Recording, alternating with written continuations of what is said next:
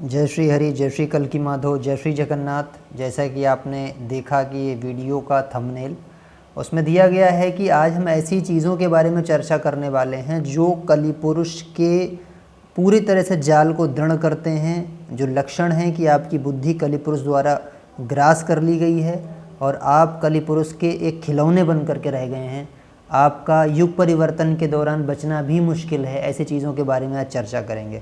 देखिए, 4 चीज़ें तो आपको पहले से पता है। जैसे कि एक पुरानी कथा हमारी चली आ रही है, भागवत में कथा आती है कि राजा परीक्षित जो थे वो कलयुग से पहली बार उनकी भेंट होती है। राजा परीक्षित के राज्य में कलयुग प्रवेश करना चाहता है और परीक्षित जी जो है उसको रोकते हैं।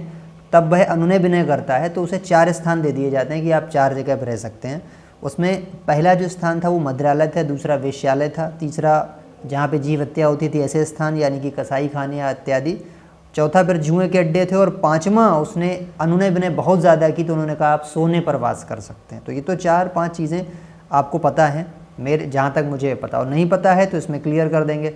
तो देखिए, केवल मदिरालय का मतलब ये नहीं कि शराब के ठेके पे ही कली पुरुष का वास है या कलयुग का वास है।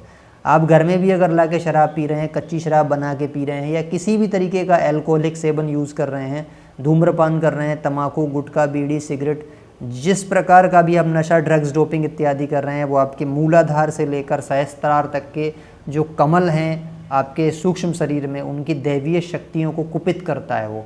तो आप समझ लीजिए कि आप कली पुरुष के जाल में फंसे हुए हैं। दूसरी बात, जुआ खेलना।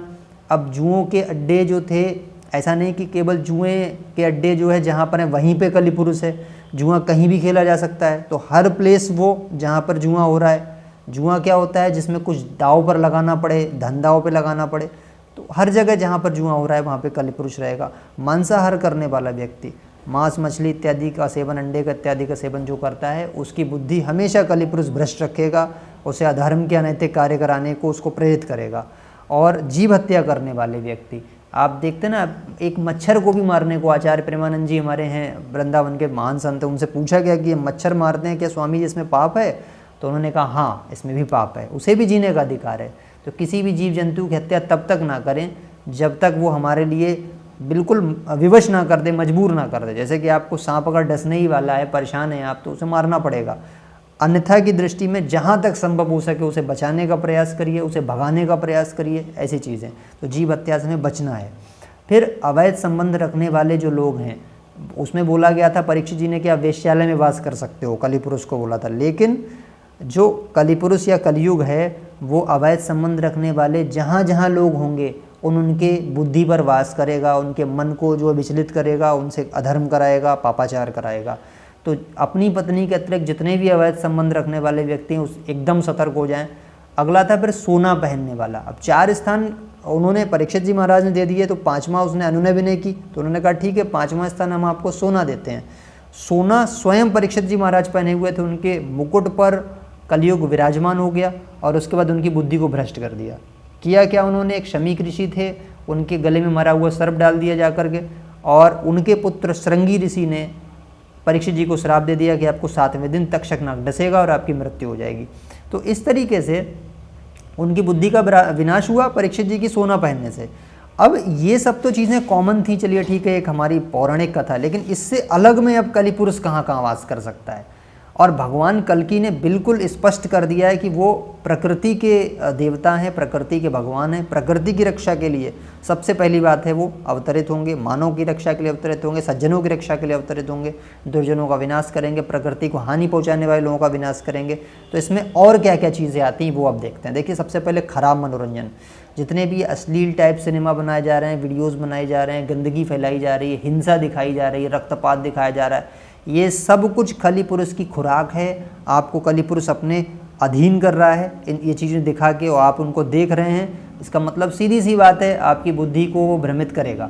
दूसरी बात, जो जुआ और सट्टा एप्लीकेशन आजकल चल रही हैं, आप देख रहे हैं ना, क्रिकेट के नाम पे कई गेम्स आ गए हैं, उसमें लड़के अंदर जाके, बच्चे जो जाके पैसा लगा रहे हैं। पैसा लगा कर क्यों खेल रहे हो भाई? बिना पैसा लगा के भी तो खेल सकते हो।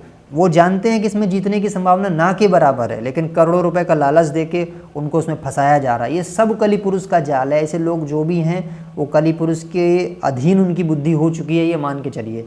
अगला फिर क्या है कि जो आप देखते हैं प्रकृति को गंदा करते हैं लोग, पॉलीथीन का यूज़ किया, फेंक दिया, बहते हुए जल को, जो स्वच्छ जल है नदी का जल, उसमें थूक दिया या मूत्र त्याग कर दिया या गलत चीज़ें उसमें प्रवाहित कर दी। ऐसे सभी लोग जो प्रकृति को नुकसान पहुंचा रहे हैं, भगवान कल्कि के परम शत्रु हैं, ये बात मान के चलिए। फिर अगली बात आती है कि भाई सोना, देखिए सोना पहनना जो है नुकसानदेह आपको हो सकता है। भगवान ने अपनी कथा में कहा है, भागवत जी में कहा है कि सोना पहना था परीक्षित जी महाराज ने, सिर पे मुकुट ग्रहण किया था और उसी के अंदर आके कलयुग ने प्रवेश किया था और उनकी बुद्धि को भ्रष्ट किया था। अर्थात इसका सीधा सा मतलब ये था कि कलयुग में जो जो व्यक्ति सोना पहनेगा उसकी बुद्धि को कलिपुरुष हर सकता है, इसलिए उससे बचना है आपको। दूसरी बात, जो सोना हमने स्टॉक कर रखा है, जो हमारी शुद्ध नेक कमाई का है, उसको फेंकना नहीं है। मेरे कहने का मतलब ये नहीं कि आप उसको बाहर निकाल के फेंक दें या उसको त्याग कर दें या सड़क पर डाल दें, ऐसा नहीं है। उस सोने का हम जो हमने इन्वेस्ट किया है, अपना धन, मेहनत का धन है हमारा, उसका जो है हम उपयोग कर सकते हैं विविध कार्यों में, लेकिन हम उसको धारण करने से बचें। और कोशिश तो ये करें कि सोने की जगह किसी और चीज़ में हम इन्वेस्ट करें, क्योंकि सोने का शब्द वहाँ पे आया है भागवत में, तो सोना ही विनाशकारी है, ये मान के चलें। लेकिन अब जब आपने सोना स्टॉक करके रखा हुआ है तो उसका उपयोग कर सकते हैं अपने जीवनचर्या के कार्य में, शिक्षा में, या जो भी आपके कार्य हैं उनमें आप उपयोग उसका कर सकते हैं। लेकिन आगे से प्रयास ये करें कि गोल्ड को, सोने को खरीदने से भी बचें और दूसरा उसको धारण करने से भी बचें। ठीक है, तो ऐसी जो है जानकारियाँ हमें भागवत जी से प्रदान होती हैं और हम आपके साथ शेयर करते हैं। अगर आप हमारे चैनल पर नए हैं तो प्लीज़ चैनल को सब्सक्राइब कीजिए, अधिक से अधिक लोगों तक इसको पहुंचाइए, वीडियो को भी शेयर कीजिए ताकि कलिपुरुष के जाल से लोगों को हम बाहर निकाल सकें। ऐसी और भी चर्चाएं आएंगी, ऐसी और भी वीडियोस हम लोग बनाएंगे, आप तक पहुंचाएंगे।